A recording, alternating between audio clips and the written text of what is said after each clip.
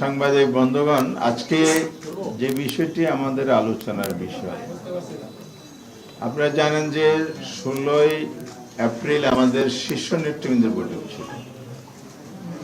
সেই বৈঠক থেকে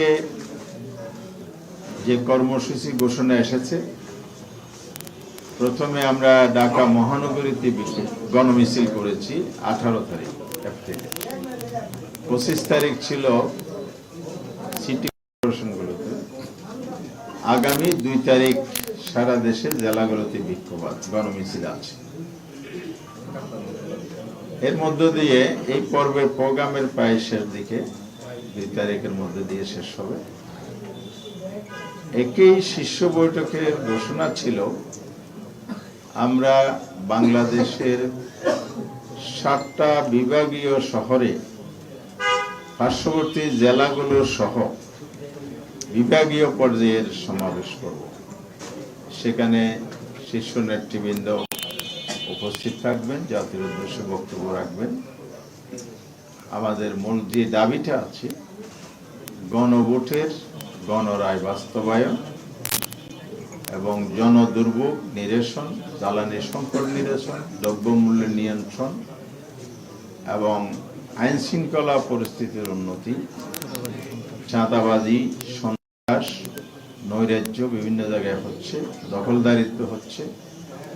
এরপরে স্বাস্থ্য খাতে যে নৈরাজ্য চলছে, মানুষের বেসিক যে নিডগুলো, স্বাস্থ্য, শিক্ষাঙ্গনে যে সন্ত্রাস হচ্ছে, শিক্ষার পরিবেশ বিঘ্নিত হচ্ছে, বিশেষ করে সরকারি দলের ছাত্র সংগঠন দ্বারা যে সন্ত্রাসী কার্যক্রম চলছে, এই সব কিছু বন্ধ করে দেশে শান্তি ফিরিয়ে আনা।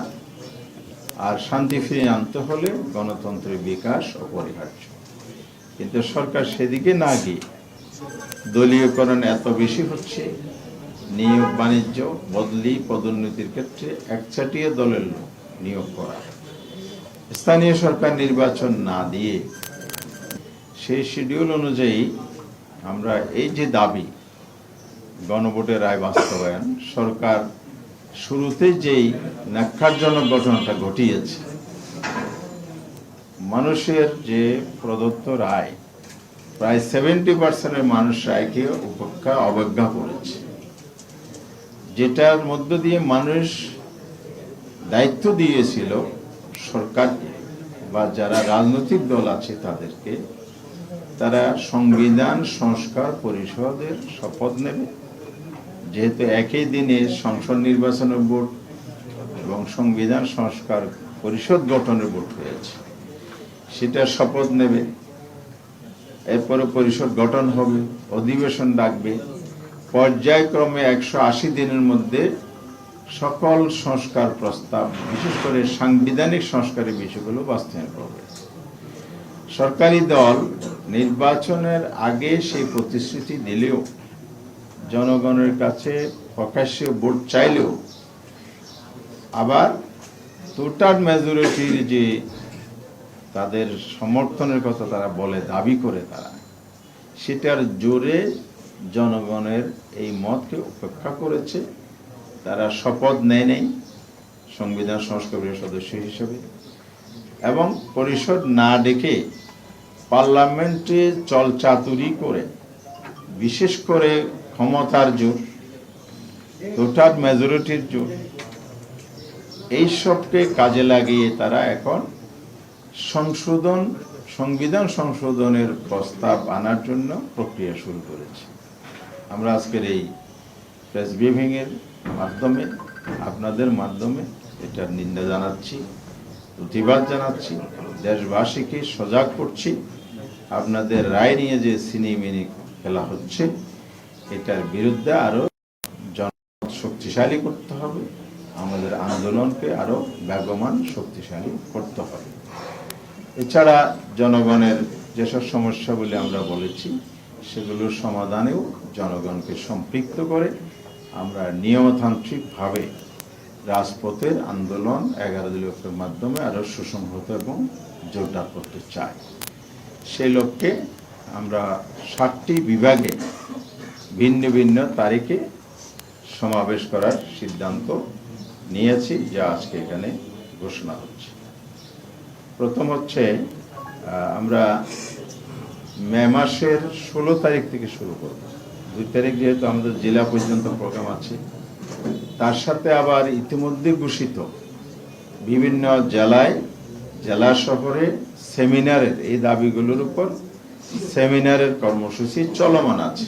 যেমন আগামী 10 তারিখ চট্টগ্রাম মহানগরীতে 11 দলের এই সেমিনার আয়োজন আছে। পর্যায়ক্রমে প্রত্যেক জেলা মহানগরীতে এই সেমিনারগুলো অনুষ্ঠিত হবে।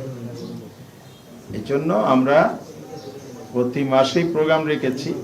সামনে যেহেতু একটা ঈদ আছে, ঈদের আগে আমরা একটির বেশি প্রোগ্রাম নিতে পারছি না, মানুষ কেনাকাটা নিয়ে ব্যস্ত হয়ে যাবে। এই জন্য 16 মে আমরা রাজশাহীতেই বিভাগীয় সমাবেশ করব। এরপরে ঈদের ছুটি একটা দীর্ঘ সময় থাকে, সেটা বিবেচনায় এনে আমরা 13 জুন চট্টগ্রাম বিভাগীয় সমাবেশ করব। এরপরে 20 জুন আমরা খুলনাতে বিভাগীয় সমাবেশের প্রোগ্রাম ঠিক করেছি। 27 জুন আমরা ময়মনসিংহে বিভাগীয় সমাবেশ নির্ধারণ করেছি। এরপরে 11 জুলাই রংপুর বিভাগীয় সমাবেশ, 18 জুলাই বরিশাল বিভাগীয় সমাবেশ, 25 জুলাই সিলেটে বিভাগীয় সমাবেশ করা হবে। এই সমাবেশগুলোতে ওই সিটি কর্পোরেশন, বিভাগীয় শহর, এছাড়া আশপাশে যত জেলা আছে প্রত্যেক জেলাকে সম্পৃক্ত করে ব্যাপক লোকদের এখানে সম্পৃক্ত করা, সমাগম করা, সমাবেশকে একটা বিশাল মহাসমাবেশে রূপান্তর করার সিদ্ধান্ত নিয়ে আমরা ঘোষণা করছি। এরপরে আমরা আরো দুটো সিদ্ধান্ত নিয়েছি। একটা হলো আমরা জেলা পর্যায়ে লিয়াজু কমিটি গঠন, এবং তার জন্য আমাদের যেমন বিভাগীয় সমাবেশের নেতৃত্ব যাবে, আবার লিয়াজু কমিটিও নেতৃবৃন্দ, আবার কেন্দ্রীয় নেতৃবৃন্দ সহ সমন্বয় করে আমরা জেলা ভিত্তিক একটা সফর প্রোগ্রাম আমরা রেখেছি। নেতৃবৃন্দের সফর, লিয়াজু কমিটি গঠন, নির্বাচনী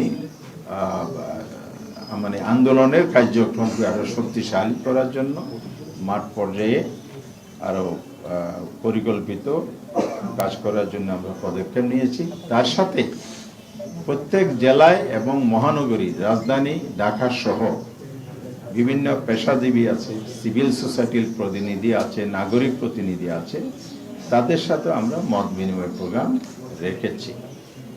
ঢাকায় বাজেট সংসদ হবে সামনে জুন মাসে, তার প্রতিক্রিয়ায় প্রোগ্রাম আসবে। এরপরে এখানে বিভিন্ন পেশাভিত্তিক, যেমন গণমাধ্যম আছে, প্রকৌশলী আছে, চিকিৎসক আছে, শিক্ষক আছে, আইনজীবী আছে, বিভিন্ন শ্রেণী পেশার মানুষের সাথে আমরা মত বিনিময় প্রোগ্রাম রেখেছি। এরপরে শিক্ষাঙ্গনে যে নৈরাজ্য, সন্ত্রাস, দখলদারিত্বের প্ল্যান হচ্ছে, অশুভ পরিকল্পনা হচ্ছে, যে বৈষম্যবিরোধী ছাত্র সংগঠন আপনার 5ই আগস্ট চূড়ান্তভাবে তো পতন হয়েছে ফ্যাসিবাদী সরকারের, এর আগে কিন্তু ক্যাম্পাসগুলো মুক্ত করেছিল। এখন সেই ছাত্রলীগের শূন্যতা পূরণে ছাত্রদলকে প্রতিস্থাপিত করার জন্য সরকারি ইনস্টলমেন্ট, তার এজেন্সি এবং বিভিন্ন পক্ষকে ব্যবহার করা হচ্ছে বলে আমাদের কাছে তথ্য আছে। এই অশুভ পায়তারা রুখে দিতে হলো ছাত্র সমাজকে সচেতন, সজাগ করতে হবে। তার জন্য আমরা ছাত্রদের সাথে একটা মত বিনিময়ের পদক্ষেপ এখানে গ্রহণ করেছি। সেই সাথে মত বিনিময় প্রোগ্রাম যেমন চলবে, আবার দলীয়ভাবেও প্রত্যেক দল দলীয় ব্যানারে রাউন্ড টেবিল করা, বিভিন্ন সমাবেশ করা, বিক্ষোভ করা, বিভিন্ন ইস্যুতে ভূমিকা রাখা, এগুলো অব্যাহত থাকবে। তো মোটামুটি হচ্ছে আমাদের পরবর্তী কর্মসূচি। সবশেষে আমরা আগামী অক্টোবরের দিকে, যখন একটু রেনি সিজন কেটে উঠবে, তখন রাজধানীতে একটা মহাসমাবেশের কাজ দেব। ঢাকামুখী আমরা গণসমাবেশ করব। এভাবেই আমরা একটা চিন্তা ভাবনা করে আজকে প্রোগ্রাম শেষ করেছি। এ হচ্ছে প্রোগ্রামের আজকে ব্রিফিং। সবাইকে ধন্যবাদ। জি, এ তো নির্বাচনী ইস্যু না, আজকে হলো আন্দোলনের ইস্যু। ঠিক আছে। আর এটা আমাদের জোট লেভেলে এখনো আলোচনা শুরু হয়নি, যখন আলোচনা হবে তখন আলোচনা। আপনি মনে খেয়াল করেন নাই, আমার ব্রিফিং এ স্পষ্ট বলেছি গণভোটের রায় বাস্তবায়নে হচ্ছে সরকারের দায়িত্ব। সংবিধান সংশোধন এটা রুটিন ওয়ার্ক, কখন কি করবে, এটার জন্য আবার কমিটি গঠন, এই প্রক্রিয়ায় আমরা যাব কিনা সেটা তো আগে আমাদের অবস্থান আমরা ক্লিয়ার করেছি। কেন আমরা তো সংস্কার চাই, সংস্কারের জন্যই তো মানুষ ভোট দিয়েছে। এখানে চলচাতুরি করে অন্যদিকে ডাইভার্ট করার কোনো সুযোগ। রাজপথের কর্মসূচি ডিক্লেয়ার করেছি, রাজপথে তো আছি এবং রাজপথেই সমাধান করতে হবে। কারণ পার্লামেন্টে সরকার যদি উদ্যোগ না নেয় তাহলে এটা পার্লামেন্টে সমাধান হওয়া কঠিন হয়ে যাচ্ছে। সরকার এগিয়ে আসলে এটা সহজ ছিল। সরকার যেহেতু বিরোধী দলকে রাজপথে ঠেলে দিচ্ছে এবং বিরোধী দল তো জনগণের কাছে আসা ছাড়া আর কোনো রাস্তা নাই, সেই জন্য আমরা রাজপথে